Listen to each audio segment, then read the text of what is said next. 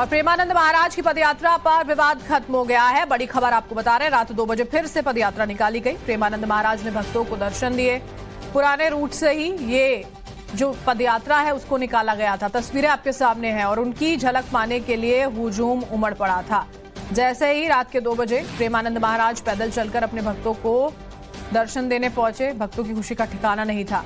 प्रेमानंद महाराज की यात्रा पुराने रूट से निकाली गई। एनआरआई सोसाइटी के अध्यक्ष ने प्रेमानंद महाराज से मुलाकात की, उनसे माफी मांगी थी। उन्होंने सोसाइटी अध्यक्ष ने प्रेमानंद महाराज से अपनी पदयात्रा फिर से पहले की तरह प्रारंभ करने का अनुरोध किया था। महाराज की यात्रा में खुद सोसाइटी के अध्यक्ष भी खड़े होकर स्वागत करते हुए इस दौरान नजर आए। जब प्रेमानंद महाराज अपनी यात्रा निकाल रहे थे तब टाइम्स नाउ नवभारत की टीम मौके पर थी और ये 5 तस्वीरें आपके सामने हैं। कैसे आधी रात को आस्था का सैलाब उमड़ रहा था, लोगों की आंखें नम थी, लोग भक्ति भाव में लीन नजर आ रहे थे। प्रेमानंद महाराज के दर्शन को लेकर लोगों में जबरदस्त उत्साह देखने को मिला।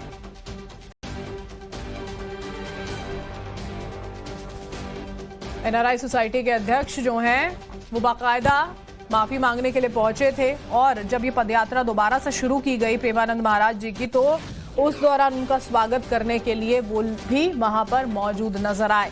रात 2 बजे जो तस्वीरें वहां पर पदयात्रा के पूरे रूट पर देखने को मिली वो आपके सामने है। यहाँ पर अलग अलग कैमरों के जरिए आप समझ सकते हैं कि लोगों में एक बार फिर से कितना उत्साह था और लोग भावुक बहुत थे एक बार फिर से जब प्रेमानंद महाराज ने इस पदयात्रा को शुरू किया।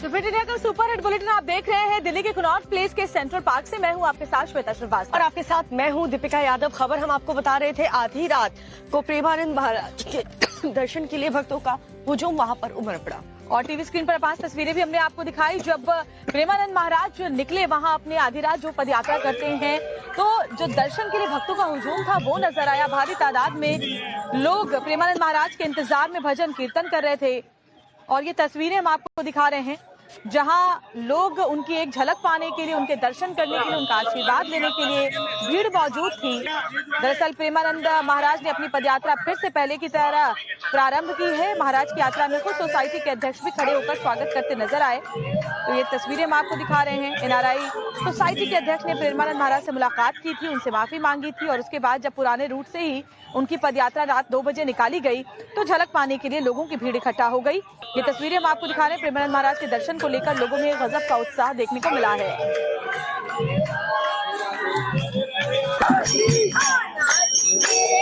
ये है वृंदावन, जहाँ हर समय राधा रानी के दिनों की गूंज सुनाई देती है। अब देखिए कि किस तरह से ये परिक्रमा मार्ग है। यहाँ पर लोग बैठकर, देर रात है लेकिन यहाँ बैठकर राधा रानी के भजनों का गुणगान किया जा रहा है, राधा रानी को स्मरण किया जा रहा है। लगातार लोग भजन कीर्तन कर रहे हैं। हर कोई राधा रानी को मनाना चाहता है और परिक्रमा मार्ग में ये लगभग करीब 12:30 बजे का समय यहाँ पर बैठकर देखिए पूरी मंडली जो है यहाँ पर भजन कीर्तन कर रही है और राधा रानी के दोनों गानों से मस्त हो रही है। मैं बात कर रहा हूँ इन लोगों से। क्या नाम है आपका? मेरा नाम नितिन गौतम है सर। नितिन गौतम जी, आप यहाँ पे राधा रानी के भजन कीर्तन कर रहे हैं? जी सर। कैसा आनंद आ रहा है? आनंद तो आनंद ही आनंद है। वृंदावन में आयो और तेरे राधा नाम न गायो, तेरे जीवन को धिक्कार जपे जा राधे राधे। और यहाँ पर रास चल रहा है। आज अनुभूति ये है कि आज महाराज जी जिस रास्ते से आते थे ना, आज उसी से उनका आगमन दोबारा हो रहा है और हम लोग तो ब्रज में आते ही हैं महाराज जी की सेवा में, राधा रानी के भजन कीर्तन करते ही है। तो आनंद यहाँ मिलता है ना, कहीं आनंद नहीं मिलता।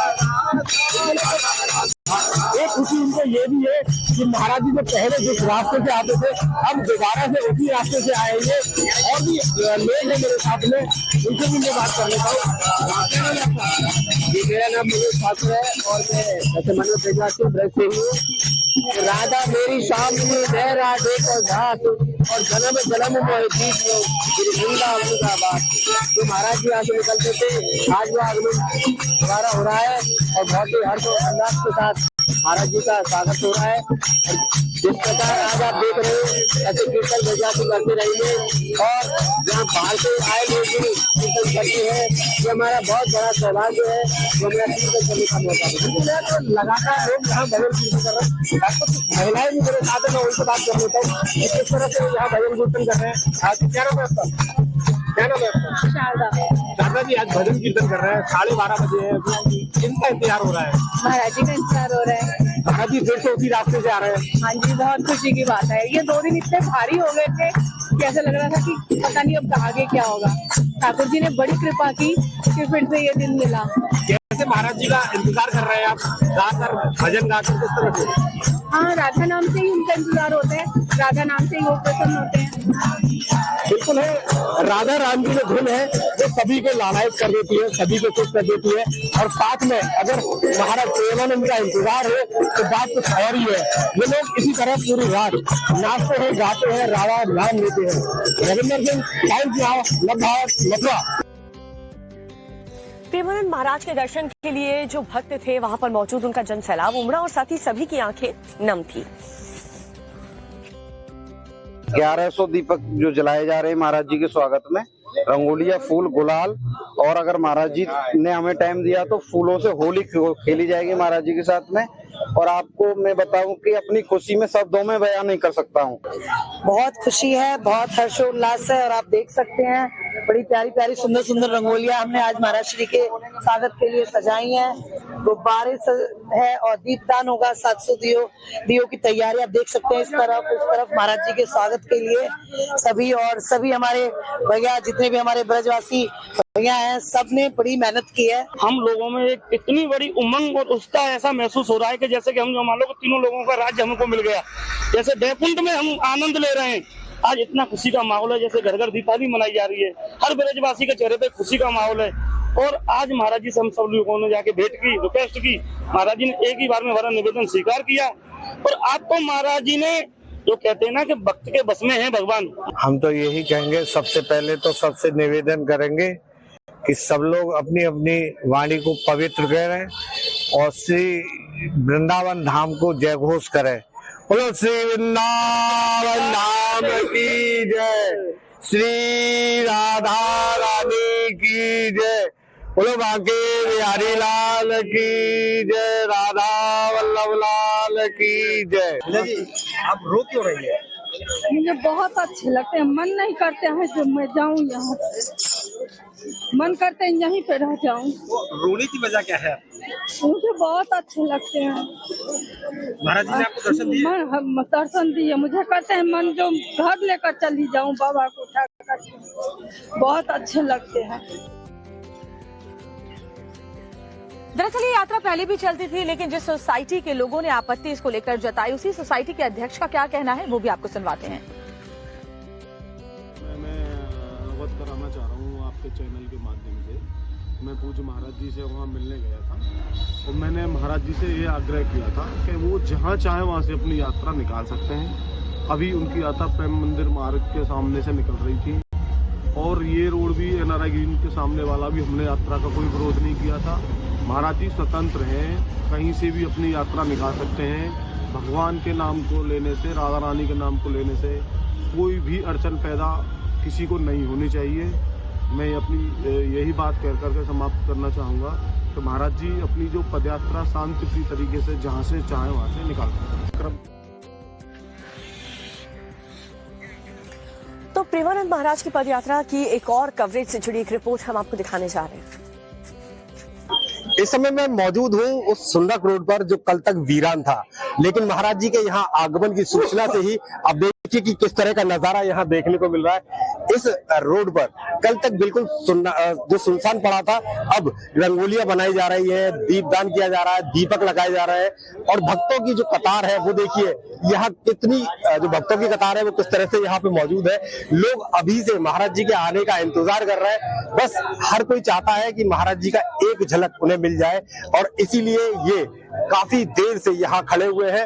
और जो नजारा हमने पहले आपको दिखाया था इस रास्ते का कि ये गलियां सुनसान थी और यहाँ पर कोई चहलकदमी नहीं थी, कोई ना आ रहा था ना कोई जा रहा था, लेकिन अब देखिए किस तरह से यहाँ पर रंगोलियां बनाई जा रही है, महाराज जी का स्वागत किया जा रहा है। इस तरफ देखिए जो दीपक है वो दीपक जलाए जा रहे हैं, दीपदान यहाँ किया जा रहा है। ऐसा लग रहा है कि मानो कि दीपावली फिर से एक बार वापस आई हो, दीपावली यहाँ मनाई जा रही है। महाराज जी के आने का जो जोश और उत्साह इन लोगों में है वो देखते ही बन रहा है। लोग घंटों पहले से ही यहाँ आकर खड़े हुए हैं और बस इसका इंतजार है कि महाराज जी कब आए और कब उन्हें दर्शन दे। जिस तरह से ये जो रोड था, सुंदर रोड जिसपे महाराज जी का विरोध हुआ था, अब महाराज जी एक बार फिर इस रास्ते पे निकलने वाले हैं, तो सभी लोगों ने पूरी तैयारियां अपनी कर ली है। रविंदर सिंह, टाइम्स नाउ, नव भारत, मथुरा। का सुपर हिट बुलेटिन बड़ी खबर आपको बता रहे हैं, क्योंकि दीपिका और मैं बहुत लंबे वक्त तक महाकुंभ में रह के आए हैं। हमने देखा है कि वहाँ श्रद्धालुओं की कैसी आस्था है, बड़ी तादाद में लोग पहुँच रहे हैं। जी, लगातार वहाँ पर जो श्रद्धालुओं की संख्या है वो बढ़ती जा रही है। महाकुंभ मेले में भक्तों की भारी भीड़ उमड़ रही है। रेलवे लगातार कई स्पेशल ट्रेन चला रहा है ताकि श्रद्धालुओं को पहुँचने में आसानी हो।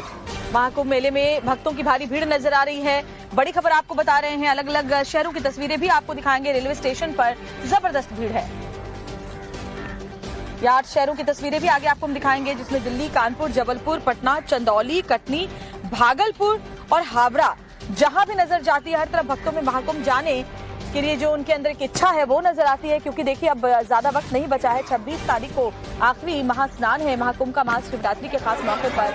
और ये 8 तस्वीरें इस वक्त आपके सामने अलग अलग शहरों की। आप देख पाएंगे कि वहां पर क्या हालात बने हुए हैं। दिल्ली हो, कानपुर हो, जबलपुर, पटना, चंदौली, कटनी, भागलपुर, हावड़ा, जहां भी आप देख रहे हैं, हर तरफ सिर्फ और सिर्फ महाकुंभ जाने के लिए भक्तों का जन सैलाब आपको नजर आएगा।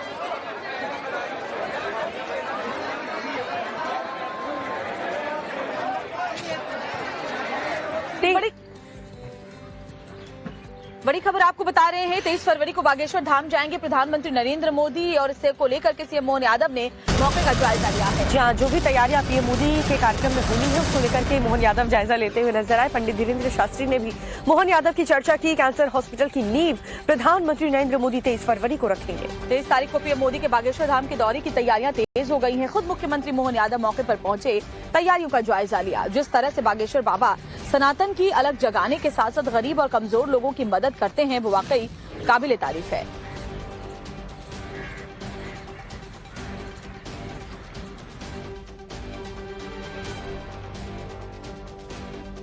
अब बुंदेलखंड के लोगों को कहीं बाहर नहीं भटकना पड़ेगा। लोग हमसे पूछ रहे थे कि महाराज आपके पास तो सिद्धि है, चमत्कार है, आप तो मंत्र से ठीक करते हो, फिर हॉस्पिटल की क्या जरूरत है। लक्ष्मण जी की बूटी लेने कौन गए थे? तो क्या हनुमान जी का ही दरबार बागेश्वर धाम नहीं है? तो जब लक्ष्मण जी को भी बूटी की औषधि की आवश्यकता पड़ी तो लोगों को भी दवा की आवश्यकता है। हिंदू हृदय सम्राट कहें या फिर सनातन का सुपरस्टार, बाबा बागेश्वर को यूं ही जनता का प्यार नहीं मिलता। लाखों करोड़ों भक्त यूं ही पंडित धीरेन्द्र शास्त्री की बातों का अनुसरण करते हैं। छोटी सी उम्र में बाबा बागेश्वर ने जो ख्याति पाई है वो उनके आचरण, अनुसरण और सनातनी सोच का ही परिणाम है। बाबा बागेश्वर ने एक और जन कल्याण का बीड़ा उठाया है, जिसकी चर्चा हर तरफ है। 23 तारीख को हम सब मिलकर के राम राम करेंगे और कैंसर हॉस्पिटल के भूमि पूजन के साथ नया इतिहास लिखेंगे। बागेश्वर धाम में कैंसर रिसर्च सेंटर बनने जा रहा है, जिसमें आम लोगों को फ्री में कैंसर के इलाज की सुविधा मिलेगी। भारत में ऐसा पहली बार होगा जब किसी मंदिर परिसर में अस्पताल का निर्माण किया जाएगा। इस कैंसर अस्पताल का लोकार्पण खुद प्रधानमंत्री नरेंद्र मोदी के हाथों कराया जा रहा है। पीएम मोदी 23 फरवरी को बागेश्वर धाम पहुंचकर बालाजी सरकार कैंसर इंस्टीट्यूट की नींव रखेंगे। गांव गांव में आमंत्रण भेजो, सब जगह भैया हमारो निमंत्रण पहुंचबो और आओ। पंडित धीरेन्द्र शास्त्री ने जब पीएम मोदी को कैंसर अस्पताल की नींव रखने का निमंत्रण दिया तो वो मना नहीं कर पाए, और अब 23 फरवरी को खुद पीएम मोदी बागेश्वर धाम आ रहे हैं तो वहाँ की तैयारियां तेज हो गई हैं। पंडित धीरेन्द्र शास्त्री ने कहा कि 23 तारीख बुंदेलखंड के लिए बहुत महत्वपूर्ण दिन है। 23 फरवरी बुंदेलखंड के इतिहास के लिए सबसे बड़ी क्रांति का दिन है, सबसे अद्भुतता का दिन है, सबसे बड़ा दिन है। इसलिए हम सब व्यापकता के साथ लगे और यहाँ मुख्यमंत्री जी ने आकर के कार्यक्रम स्थल को देखा और उसमें जो जो लगा कि ऐसा और होना चाहिए ताकि भव्यता और दिव्यता के साथ यह कार्यक्रम संपन्न हो सके। मुख्यमंत्री मोहन यादव ने बागेश्वर धाम में 23 फरवरी को होने वाले कैंसर अस्पताल के शिलान्यास कार्यक्रम की तैयारियों का जायजा लिया। सीएम ने खुद बाबा बागेश्वर और जिले के अफसरों से चर्चा की ताकि कार्यक्रम में कोई कमी न रह जाए। ऐसे पवित्र काम के लिए मध्यप्रदेश की धरती पर यशस्वी प्रधानमंत्री पधार रहे हैं। मैं उनका स्वागत करूंगा, अभिनंदन करता हूं। आज व्यवस्था संबंधी हमने अधिकारियों की बैठक ले ली। आचार्य धीरेन्द्र कृष्ण शास्त्री जी महाराज से भी विस्तार से बात हो गई। हिंदू राष्ट्र के हुंकार और सनातन के संकल्प को अपने जीवन का उद्देश्य बनाने वाले बागेश्वर धाम के पीठाधीश्वर धीरेन्द्र शास्त्री ने गरीब और आम लोगों की सेवा करते आए हैं।